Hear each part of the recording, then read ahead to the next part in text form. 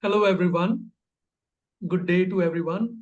We are here to have a very interesting discussion today with Vijay Vignesh, who has secured admission to the Harvard 2+2 MBA program.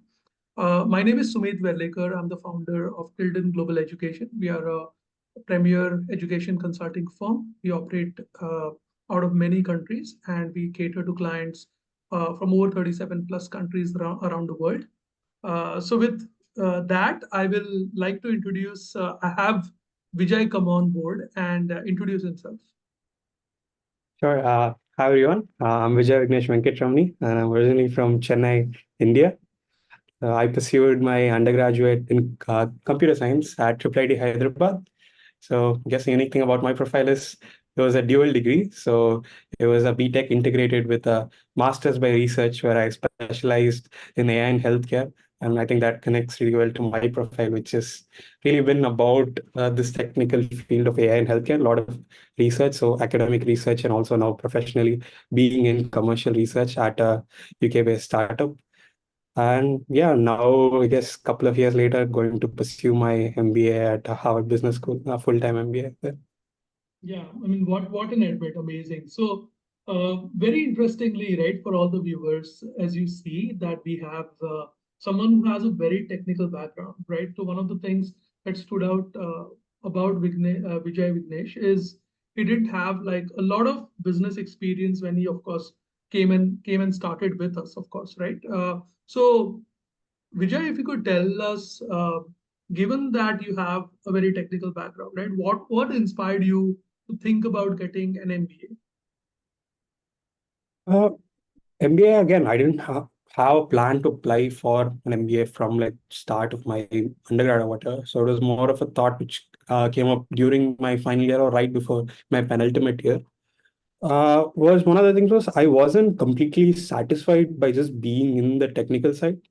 I thought that my ambitions of I guess at some point starting my own company or being able to get into the management side as well, where I'd be able to oversee a lot of these technical projects or be the change maker in creating these kinds of technical projects which could have some large impact was one of like the main motivations where I started to think, okay, what could be my way outside of the technical side, but also some place which I would like to be in where I'm not completely away from it, but still like involved in to some extent. And the MBA felt like a really good next step for my potential career. And that's when I started doing research and finding out about deferred MBAs and so on. Excellent. So yeah, why don't you tell people about, specifically deferred MBA and the HBS 2+2 program? Sure. So the deferred MBA you apply during your final year of college. So in my case, because I was a dual degree student in my fifth year, and the process is quite similar or mirrors the actual full-time MBA process itself, with all of the requirements being similar. But you are just, I guess, applying with all of your other peers from different final year students. And once you secure and admit, you need to have at least 2 years of work experience. But then you get to decide between 2 to 5 years for most programs. But specifically the HBS 2+2 program, you get to choose from 2 to 4 years of work experience. So I can choose to enroll in 2026, 27, or 28. Excellent. Yeah. Yeah. And yeah, for the viewers, especially those of you who are considering a full-time MBA and you've already graduated college, the questions are exactly the same between a deferred program and a full-time MBA program. Of course, the strategy that you adopt, when you start thinking about applying to a full-time MBA is very, very different. So we've also had Vijay a lot of admits to HBS full-time MBA program as well. And of course, that is basically where your work experience start pitching in obviously a bit more because you've already graduated and you have like at least 2 to 3 years, 4 years experience as such. So I think that's kind of the only key difference for those of you who are thinking about a full-time MBA and maybe wondering, hey, can I apply to this or not, right? So this is a program where you can only apply if you're a current student. That's it. Yeah. All right. So now for the big question, right, which is something that we get a lot. And I think I'm almost now asking this question to all of you guys who have got admit, whether it is in a full-time program or MFin or a MIM or this program, is how do I evaluate my chances, right? That's kind of the most common question when people reach out to us. What are my chances? Am I competitive, right? And I'm sure that if you kind of go back 12 months, maybe you are thinking about something very similar, isn't it? So if you could tell us about how did you self-evaluate your own profile and figure out what your chances were or whether you were competitive? Mhm. Yeah, coincidentally, I think that was also the first question I asked you when we Yeah, got on the call. So yeah, I get it. It's a really tough question, and also it was on my mind a lot as well. But it's a very complex answer to that question, because even when I started out, I had a really difficult time doing it, because Triple IT Hyderabad particularly is in one of, like, let's say, the feeder programs from India, where a lot of I had a lot of alumni to at least talk to who got admits into these top MBA programs. So it was really difficult for me to judge if, okay, I wasn't sure if being from Triple IT would be a barrier, or if being from a technical institute might be a plus in some institutes and so on. And usually, one advice I would say is, again, just going out there and looking at past admits. So that would give you some amount of information as to what, like, these colleges are expecting from students they want to bring in. So ideal place would be, easiest place is LinkedIn, trying and getting to know the administrator. But again, that's where I face the problem, where a lot of the profiles which I saw were quite dissimilar from mine, and I couldn't really figure out or find profiles who are, it's not about being better or worse, but even close to what I was doing. So I couldn't really gauge what my chances were. And that does kind of put you into a spin where, yeah, you kind of go about asking others or just random peers of gotten, if, yeah, what do you think my chances are? Do you think I can get in? Do you think I can apply? But another thing which always kept striking me was, yeah, this is pretty much a free shot. Deferred MBA, especially you're in your final year of your college, it isn't really going to change. Let's say you applying 4 years later, even if you don't get anything. So why not just take it rather than try and evaluate your chances? Just go for it and see how it goes. right. So if you were to kind of just kind of build on that answer and say specifically, right, what were the tangible parameters on the basis of which you self-evaluated your profile? Yeah, so one were my, like, actual objective qualifications. One is like, okay, can I score a really good GMAT or a GRE score? Yeah, I think I can get a competitive score closer to these averages. And also, let's say my achievements in college, does that stack up to, like, the level of achievements the other students are showing who have gotten admits? So in this case, maybe like a high GPA. I particularly didn't have a really high GPA, but I think it was good enough. As well as other achievements. I had some achievements like having research papers which I was able to publish and present abroad, which I felt was very unique to me and I thought could stand out. And some of these objective things, and also some non-objective things like, what is my goal? Do all of my does do I have like a good story where it's like, okay, I work in AI and healthcare, which I do know that is a pretty big industry which is growing. And I thought maybe that admission committee members would want a student who works in like a technical background of AI, which is also growing, and healthcare, which is also very important. So those were kind of one of those positive motivators which kind of pulled me. So maybe look into some of those positive motivators in your profile as well, and internally maybe rate it against other peers who've got in, and then decide if that's a good option for you. Absolutely. So great. I mean, I think the other thing that you could always do is also speak with a lot of students, full-time MBA students, past admits, right? Of course. And then, of course, there are mentors like us. You can reach out to us, for a quick evaluation of where you stand for sure. So yeah, I think those are some of the great ways that you can really self-evaluate your profile. And of course, I would always ask you to research the school really well, like reach out. The admissions committees take a lot of pains to like actually set up events for you guys to go and attend, so like speak with them, try to understand your fit and all of that stuff, right? That's important stuff that you need to do, to be able to self evaluate your chances. So I think, yeah, those are some of the ways that you can absolutely do it. Vijay, what were did you have any apprehensions about applying, right? And if you could talk about any specific gaps that you were concerned about. I think I may have asked this question in a slightly different way, but if you wish to, talk about any specific incremental content around, apprehensions or challenges. Yeah, sure. So there were quite a few apprehensions I had. I'm not going to lie. One was first that I wasn't from a big IIT. I was from a IIIT. So first I was like, okay, is my undergraduate brand name going to hold me back? Especially when there are so many other IT students who are applying, which is pretty much a feeder institute, I think, to deferred programs where a majority of Indian candidates are from the IITs who get in. Another thing was my very technical background, I'd say. I wouldn't want to say unique, but unconventional rather, where I am someone who has a lot of experience in academic research and now going full time, also going into some capacity of commercial research.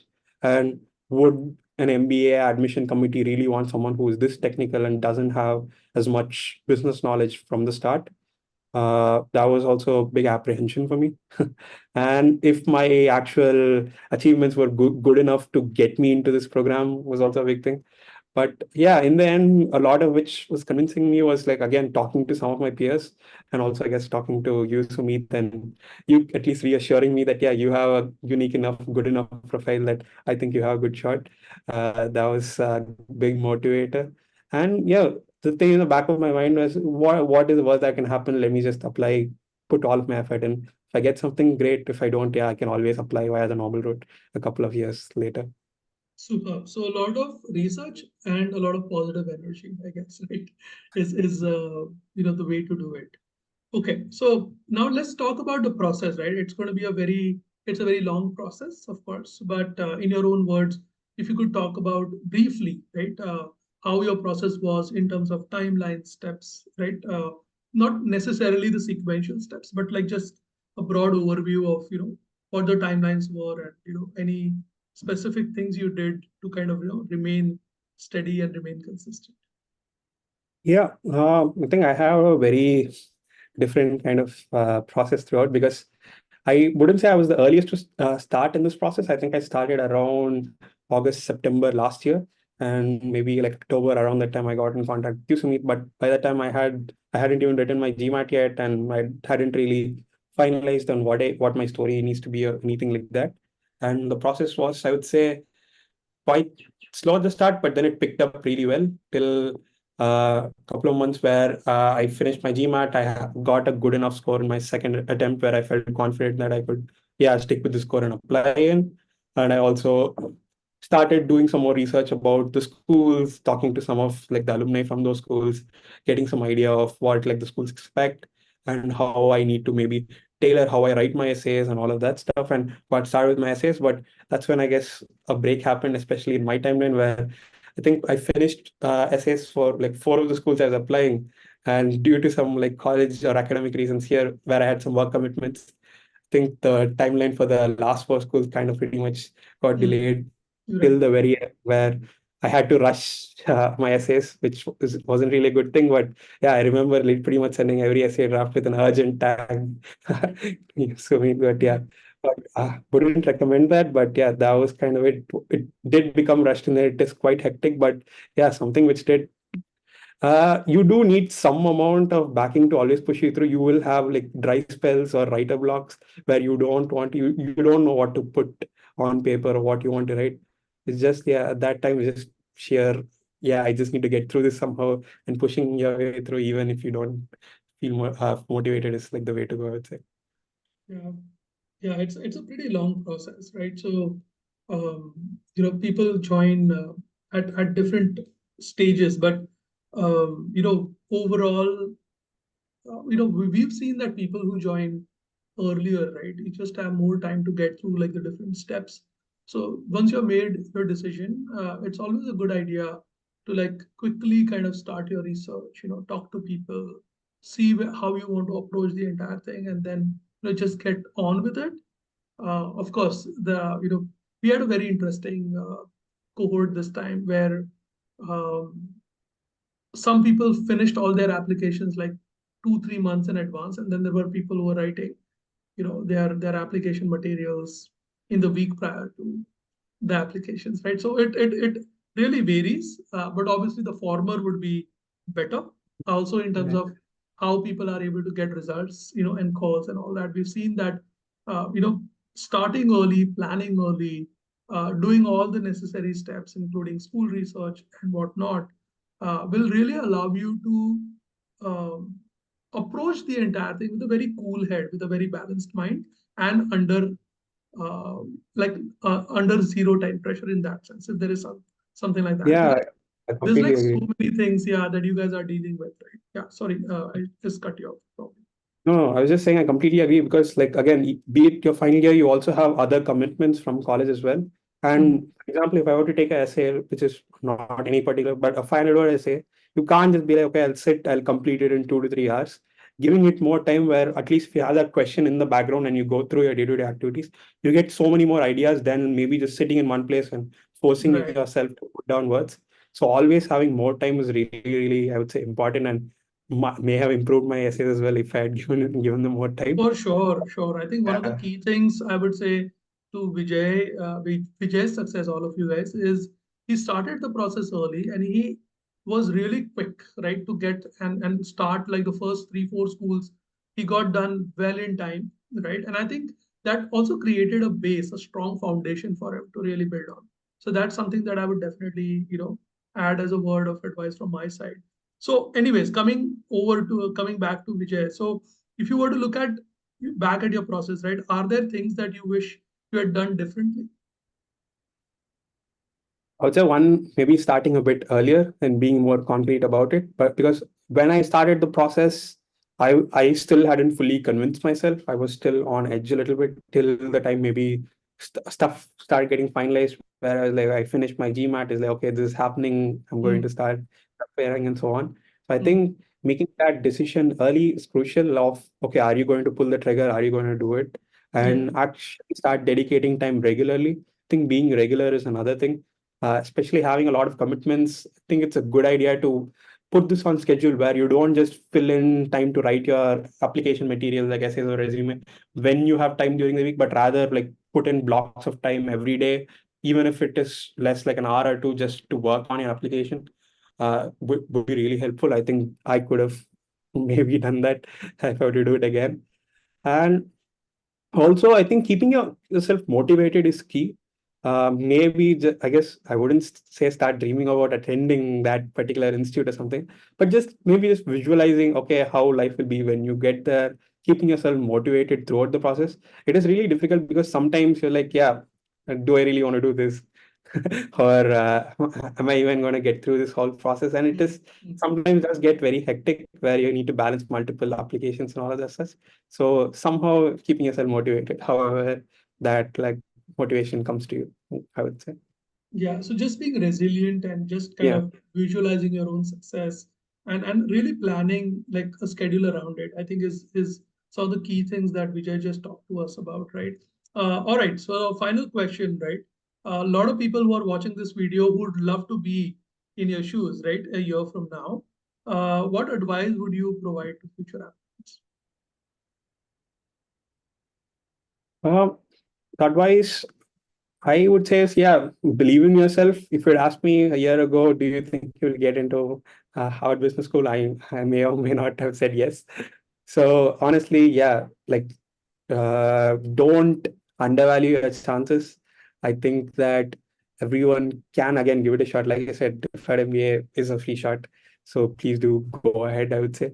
And also start working early, getting into the process, deciding what you want to do.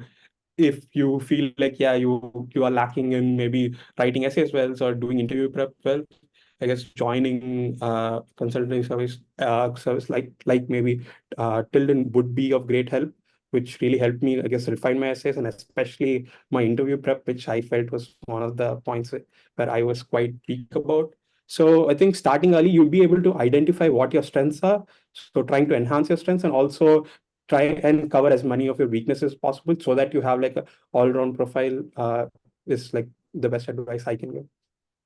Excellent, right? So with that, I wish Vijay all the very best. I think he's taken a huge leap in his career by getting into the HBS 2+2 program. So all the very best to you, Vijay. Thank you. Yeah, and I wish also all of you who are viewing this video all the very best. Remember, don't undervalue yourself, as Vijay very aptly mentioned it. Always believe in what are the things that you are, bringing to the table, And of course, there are ways and means that you can really build a very strong profile. For that, you need to give it time and you need to give it a lot of effort and planning, right? So all of those things, you can reach out to Vijay and reach out to me on LinkedIn. You can also reach out to the team. I'm from Tilden. So you can visit www.tilden.in, and you can also write to the support team at connect@tilden.in, which is connect@tilden.in. And we are happy to look at your profile and potentially advise you on something, right? All of this information will be provided in the description. So with that, I will like to end the interview unless Vijay, you have anything to add. Nothing else. Superb. So thank you so much, guys, and all the very best for your future.